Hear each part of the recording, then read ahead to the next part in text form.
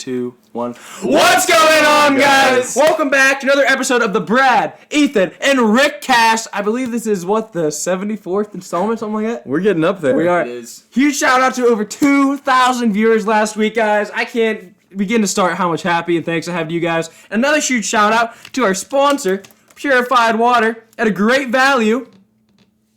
Is that purified by reverse osmosis, I heard? It is indeed at a great value. Great price. Great taste.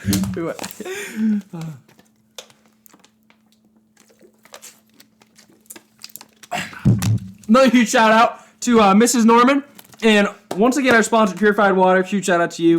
We'll be doing a giveaway over 300 packs of Purified Water. Sign up in the link down below. Or click here on your screen now. So, here we go. Getting into a more serious topic now. What's her name, I believe, we're talking about today? Today we will be talking about the unsolved murder mystery of Dorothy Jane Scott. 32-year-old woman. She was indeed. Yep. But the 32-year-old woman had to be born somewhere, and that was April 23rd, 1948 in California. She had a son in 1976. In 1980, when the story mainly takes place, she was 32 years old, lived with an aunt in California, worked at grocery stores, a lot of hippie/drug vibes in the whole store area. She worked all day, worked very hard. Her co-workers had great respect for her. She dropped her son off while she was at work at her parents' house. One of her friends did, in fact, call her doll, so I don't know how much of a friend she was. Great mother, devout Christian, regular at church, and did not do drugs nor drink. All right. So our story begins in May, the early months of 1980. Dorothy began getting sketchy phone calls at home and at work. A familiar voice it was, a male, and he would profess his love to her often, and he threatened to murder her. He would say things about how he's going to dice her up into pieces. That is creepy to me right there. Yeah. It really is. It's weird. I mean, she got these often. It was very, every day, these phone calls of how he'd dice her up, and he would bury her, and nobody would ever find her. And one day, he admitted to stalking her, and he told her things that she did in the day, and he was very specific about it. He knew everything, what she did, where she went, the things she was wearing. One time he told her to look outside, and she found a dead rose on her car. It's really weird. Dead rose. It's creepy. Went through the effort to make sure it was dead. Yeah. Crazy. Well, months of this continued. She kept getting phone calls, mysterious, did not know this man, or so she says she doesn't, or, well... We don't know is the problem. We're not sure. She if recognizes knows the him. voice, but is not sure. She says specifically, she knows who the voice is, or she can recognize it, but she can't put her finger on it. Yeah, well, these freaky calls continued to the point where she was honestly scared for her own safety. She began took up karate lessons. She started learning karate because she was so scared this man was going to catch her in a dark alley and just dice her up, I guess. I don't know. Well, she ended up speaking to coworkers and her mom about buying a gun, but she never actually pulled through with that, never went and got one. So this gets to the day of her murder. It was the 28th of May, 1980. It started off like any other day, just a normal day. She headed to work for an employee meeting. One of her coworkers, Conrad Bostron, was sweating a lot, very fidgety, had a big rash in his arm. She was very concerned for him and offered to take him to the UCL Medical Center. He refused, did not really think it was that big of a deal, but she ended up convincing him to go there, and so they were on their way there with another friend. Do you remember? Pam, her name was Pam. Pam, another coworker, Pam. And on their way to the hospital, they stopped at Dorothy's house because Dorothy needed to change. Very important point is that she changed her scarf and her coat before she left for the hospital. So, that is a very key point. Keep in mind that scarf, that'll come into play very big later. Yeah. So it turned out that he had been bitten by a black widow spider, so it was very serious and very lucky that she went through the effort to do this. Can be fatal. He ended up being in the hospital the entire day from that morning meeting, throughout the day, into the late hours of the night. It's lucky that they even discharged him from the hospital. She stayed with him the entire day and night in the lobby with her co-worker, Pam. Dorothy decided to go to the car herself because he didn't look good when he got discharged, to go get the car herself and bring it around for him. Yep. Now, Pam did also mention that her and Dorothy were inseparable at the hospital, Yes. only leaving Stay together the whole time. very short breaks to maybe go to the bathroom. Very few things like that. They were together the whole time. So, her coworkers, Dorothy's coworkers, they went to get the prescription for this man, and it took no more than 5 minutes. And they waited 15 to 20 more minutes, but Dorothy never came back. As they went to check for her, Dorothy's car came full speed with the high beams on, so they couldn't tell who was driving the car, and it narrowly missed the two coworkers. They waited. The car turned off its lights completely and just left the hospital. Disappeared into the night. No idea where it was. It was gone. They waited for 2 hours for Dorothy to come back, but she never did. Now, again, they weren't sure if it was her driving, where she went, what she was doing. It was completely out of the ordinary for her to do anything like this, so they didn't know what to do. So after the 2 hours, they called Dorothy's parents, and she said that she hasn't heard from her. Her mom said that. And they then called the police, but the police didn't really care because they said Dorothy's an adult. She can do what she wants. Which is really weird to me that the police just did not care about a missing person, and a real shame. It was only, it was a short matter of time. They just thought Dorothy just did something weird and just drove away, but they didn't suspect that anything really sketchy was coming from the situation. Yeah, keep in mind this is 1980. There were no mobile cell phones at the time, only, cell phones that would be in households, so it's not like they could just call her and see what she was up to, getting chopped up, I guess, but... And this all took place at about midnight. And the police did, in fact, become very interested at about 4 to 5 a.m., like about 4 to 5 hours later, when they found her car engulfed in flames on the side of the road. A few reports from the scene say that there was another car that was in front in the hospital that turned, the same way that Dorothy's car went. Perhaps another man was involved in the murder of Dorothy Jane Scott. That's very true. Keep your own theories while we talk about this. Once again, we'll have a comment section down below. You can tell us all your theories. The really creepy part to me is that there was likely to be more than one person if she was just gone in a car somewhere. And calls kept coming to her mom after, just for months and months. And the man would ask if she knew Dorothy Jane Scott. And he'd say, I have her. It just, a paper ran an article about this and offered $2,000 to anyone who had any information at all regarding her. The calls from this anonymous male kept on coming to her mom. He'd say that he killed her. She was his love. He caught her cheating on another man. He knew she changed her scarf that day, which is a key detail that the police did not let out to anybody at all. So he was the only one that knew that. And her parents, obviously, at the door. Dorothy had called him a few hours before from the hospital. He says that Dorothy called her from the hospital. That's a very interesting point to me. That is. Dorothy called him. That would mean that Dorothy would have had to know this man, Yes, know she his would. number. Know his number off the top of her head. Remember, guys, we're here in the 1980s. There's not, iPhones out, and you can't have somebody saved in their contacts. If you want to call somebody, you need to know their number off the top of your head. Yeah. It's not really adding up because Dorothy said that she wasn't really familiar with the man, didn't really recognize his voice on the phone.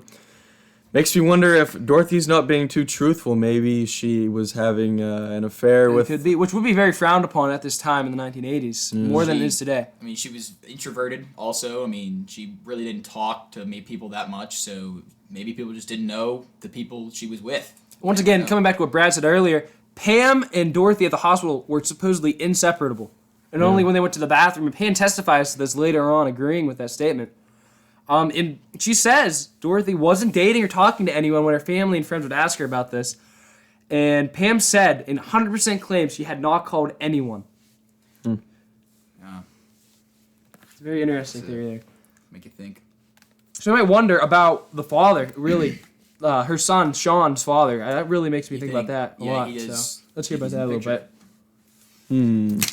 Okay, so it says that the police contacted Sean's father, Dennis, who was over 3,500 miles away in Missouri. He was obviously not a suspect at the time then. Dorothy and him were not together for a good while, I think. So it seems that... Dennis, he wasn't really in the picture there. So, Yeah. Seemed kind of irrelevant, which a lot of people still do have their own theories about this, and they say that it was him or a hitman, which I disagree. He doesn't pay a lot of money, and why would he be this involved to be involved? With all the love that the killer expresses to Dorothy, you'd think it might be somebody that she shares a child with, but, he lives far away. They haven't been connected in a long time. Then again, Dorothy does say no mention of his name anywhere at all, as even like a suspect. Yeah, it seems that things are adding up on Dorothy's end of the story. But getting back into the suspect aspect of the story, so at her workplace, she worked in side stores along like a boardwalk or something like that. And she worked in the back of the store, so she was not really seen by any customers. So anybody coming in, I mean, wouldn't really have had any relations with her, any customers or anything like that. Nobody would really been able to see her. Multiple friends claimed that everyone liked her and she didn't really have any enemies. The unknown caller called Dorothy's mother almost every week on Wednesday and would terrorize her by saying things like, "Where's Dorothy?" or "Is Dorothy home?" or "I've got her," or "I killed her." That's stuff really like that. creepy. To even He was taunting the family at that point. yeah, It every was- Wednesday night specifically, he knew where they were. Yeah, it seems like he had everything down to a T. It came down. He also, after he killed Dorothy, then he would stalk the family and just wouldn't let Yeah. them alone. And this goes on. For And a how had long nobody time. seen this individual anywhere? I just don't understand that at all. When you do it for that extended amount of You have to time, like look out the window and see some guy. There's a guy behind that tree. You know, I I think don't at know. some point you'd start to recognize faces more. You and would. more. You would. Alrighty. Back to the story. One day in April of 1984, Dorothy's father, Jacob, answered the phone, and the killer stopped calling after that. So it seems that Jacob may have scared him off, or maybe just got tired of calling the family. I'm not sure, but... I do agree with that. I think Jacob, the father, did scare him off. I think he was kind of, whoever this person was, definitely had a lot of problems, and I think he was obsessed with like the females of that family, and when the male Jacob stepped in, he might have got scared off somehow. That was something I found very interesting because I don't know that any other male has ever talked to them before when he called. That is true. No but male they has ever said- talked to him. They said that as soon as he picked up the phone, the killer instantly hung up and just never called. He didn't call for Which, a long time. which could be possible with someone It's- this crazy that would matter Yeah. in that way. Why? I want to know why he was so Frightened and Yeah, terrified it's by just this male. Something about him. Yeah, so this is in April of 1984. Something like that, yeah. And we are in August 6th of 1984. 4 years later. 4 years later, after her disappearance. This is how the body was found. A construction worker found a pile of charred dog and human bones. Investigators also found a turquoise ring that was confirmed to be Dorothy's ring. They identified that it was her, obviously. Many believe that the dog bones could have been related to a ritual. That don't could know. be possible. We can That's we'll dive into some suspects here in a little bit, which will be more interesting. I think. Yeah. Very Last interesting. call ever received from the man was him saying, "Is Dorothy there?" So Is Dorothy there? His famous last words plaqued up. Is Dorothy there? Never called again. Now this was months and months after he had that run-in with Jacob, the father. Called back to the mom and said, "Is Dorothy there?" And then that was that. So this is unsolved mystery. So I mean, The interesting thing about this case is there's very little evidence to who it could have been, what their motives were, and anything. They really didn't have any leads, and it was difficult for the police. if you have any information, please feel free to contact your local police. yeah, it In the says description. that her remains were found just outside the city, Santa Ana or something like that. See, Santa Ana, yes. Yes, and the whole dog bone theory thing. Many believe that it was kind of like some kind of ritual, Yes. satanic thing, maybe.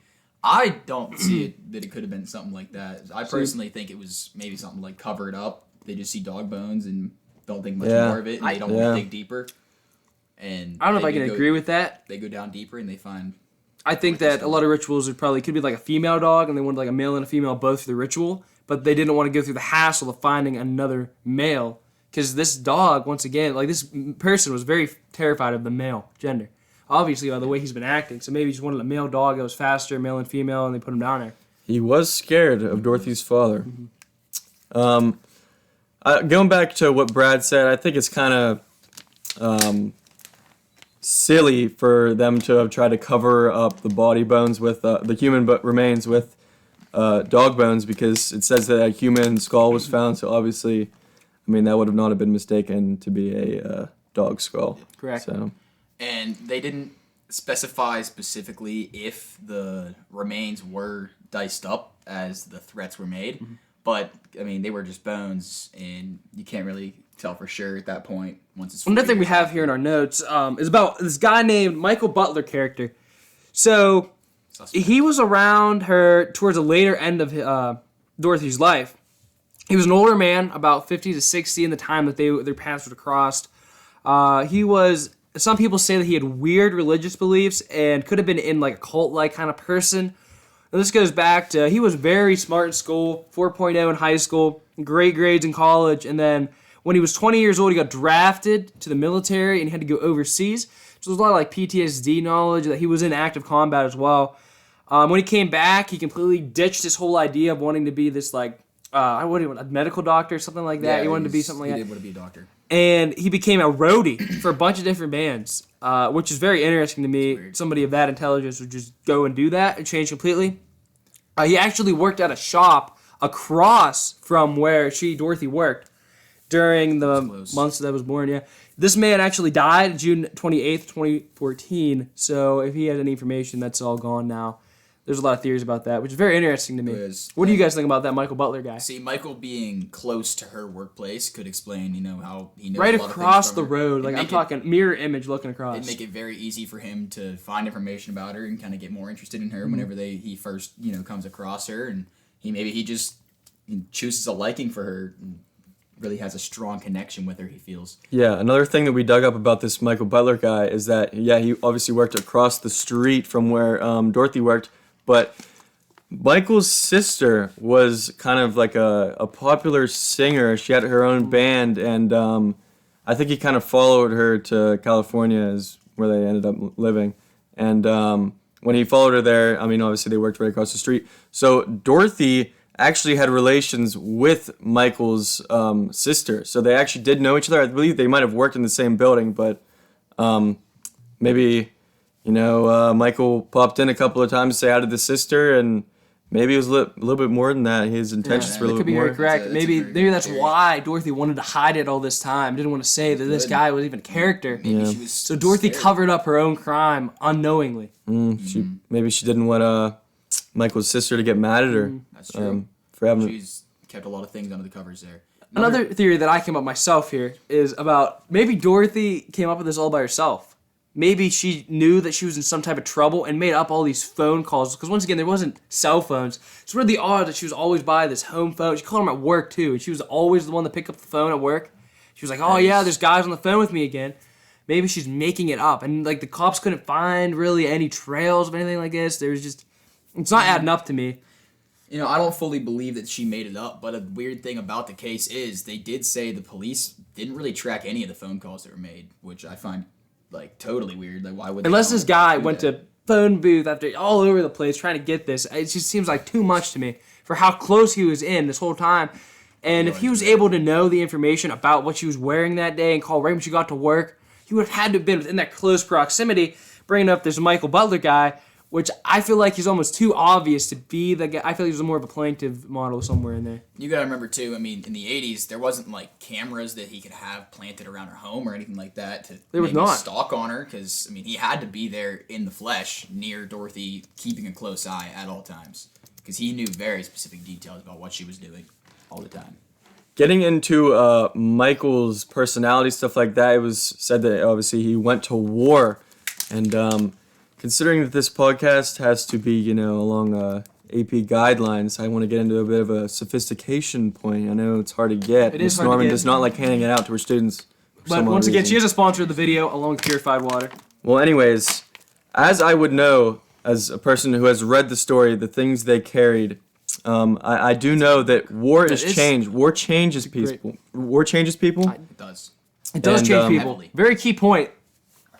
I mean, he might have. I mean, they said he was this high scholar before he got drafted in the war. I mean, 4.0 GPA, had plans of becoming a Oh, medical yeah. doctor, Found out. and then he comes back after the war and becomes a roadie for these, Wasn't the Beach Boys one of them? or something like Yeah, that? yeah. The Beach these- Boys these were one of them. 70 rock bands, getting high, smoking dope, all that. And kind what of she stuff. did work in an atmosphere that was like that, so she could have Yes. relayed with somebody. She did work in the back, but that doesn't mean she wouldn't be out there. She's not in the back all the time in a little cubicle. The girl, the things they carried that went to get shipped off to Vietnam. And the things they carried by Tim Very- O'Brien. What It's very similar points to what happened to Michael here. But even more interesting, not only did he go to war, But also, I believe both of his parents were into war during his childhood, so maybe he was bouncing around as a kid. You know, maybe he always was a little messed up in the head. You don't know. As you can see, we do really have a lot on this Michael Butler character. We did a lot of research on him. We really do believe, I know some of you especially do believe that it was him. I'm not quite as sold on the idea. Let us know in the comments below what you think. Another key person here is the Golden State Killer. I'm sure you might have heard of him. He's very infamous at the time. He always called his victims before he committed the crime, which, to debunk this a little bit here, this is more of a personal aspect here. Like, he wouldn't have time for all those other murders, but unless he did, you don't know, which is Might have it all planned out. Might have had a little agenda going for all this. Did target single mothers. Something I could roll out on the Golden State Killer is every one of his victims, he wasn't very personal. He didn't show love and affection to them, and like this case was very personal. Yeah. He really wanted Calling her, confessing his love for her, all that stuff. I was infatuated with her. Close to Dorothy. Yeah, gonna take her away when she's alone and cut her up, bury her so no one ever find her again. We do have a keynote here. He lived in California within a 20-mile radius of where she was in the year 1979. The murder took place in 1980, so is there a connection? Was he in the area? Potentially. Is it far stretched? Definitely. I think it's a little bit far-fetched. It definitely is. We're here to debunk that theory, to be honest with you. If you have any opinions on it, let us know. I really do believe, though, Dorothy had a lot of details left out that she didn't say, didn't get the opportunity to say. The fact that she called from the hospital shows that the guy knew where she was, and she did not want him to know, almost to show that I'm not going to be able to be with you tonight. I'm going to be doing something else, which is a very interesting theory, you know. Call and say, I'm not going to be there. Yeah. And she did work long hours at the shop, which the shop closed around 5 o'clock every night. 2 jobs. Which is interesting to me that she had side hustles, which, come on now. There's just a lot of gray area in Dorothy's statements alone from the way she described. And why didn't she get a gun? I don't think she truly felt threatened by this man. Yeah. I think she just believed that something could happen. I found that very interesting. I don't know why she didn't pull the trigger on that one. Ooh. Because, I mean, why, if she was so threatened by this guy, why would she not try to protect herself? And she said she's going to go learn karate, but, I mean, you got to figure, how much is karate going to do against weapons? Exactly. I think that was more of a, once again, another side hustle. I can't fully buy this. There's a lot of gray area. I think Dorothy really needed to give us more details there. Yeah, I think Michael is the safest suspect. Yes, I fully do agree. Lay back on. I mean, he worked across the street from where she worked. It would explain why he knew her and her personal day-to-day life. I mean, he could have been stalked. I mean, it said he stalked her, so I mean, that definitely relates. If they worked close to each other, he could have been stalking her all day. He knew her car. She drove like a white Volkswagen or something like that. I just think that's the safest bet, honestly. I do agree. Yeah. So we do believe that it was Michael Butler. Once again, they did question him. If you're thinking they didn't question him, of course they questioned him. And he was very blunt with his answers. And he said he really didn't want to talk to police at all. So could that mean anything? I don't know. They didn't have enough evidence on him. He didn't even get to go to trial. Like, it was just nothing about it. Yeah, I think he actually did die in like 2002. Yeah, which we said right here, 2014. 2014. So the police also had many other suspects that they did question, and like there's many customers that were regulars at her shop because, like we said, she worked at one of her shops was like a drugstore kind of. Right, it did. Like many hippie vibes. Yeah, there was a lot of interesting paraphernalia there. And so you'd think of some characters that would come through that maybe would do something like this to an attractive woman that works there.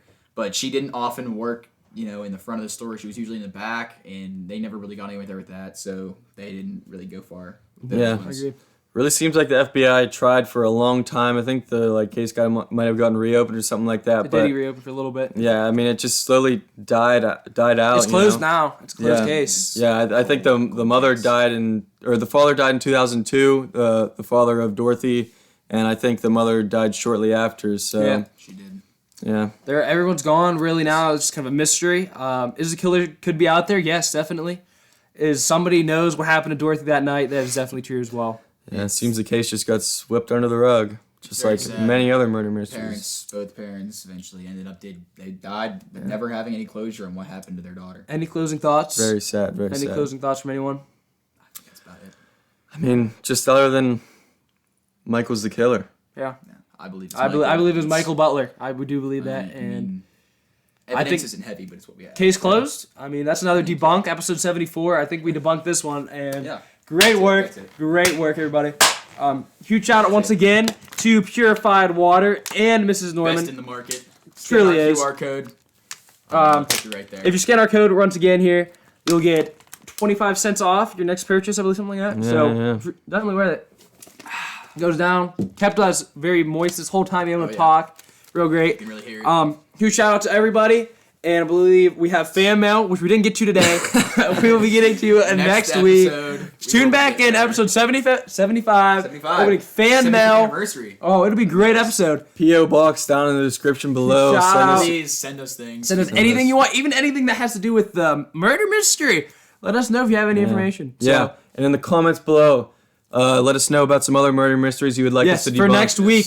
For episode 76. We have something planned for next week, a little bit of a special. I think it's 75, actually. Episode 75. But 76, we'll be debunking again. We will. So, huge shout out to everybody. Thanks for listening, and we'll catch you next week on the Brad, Ethan, and Rick cast. Woo! Yeah.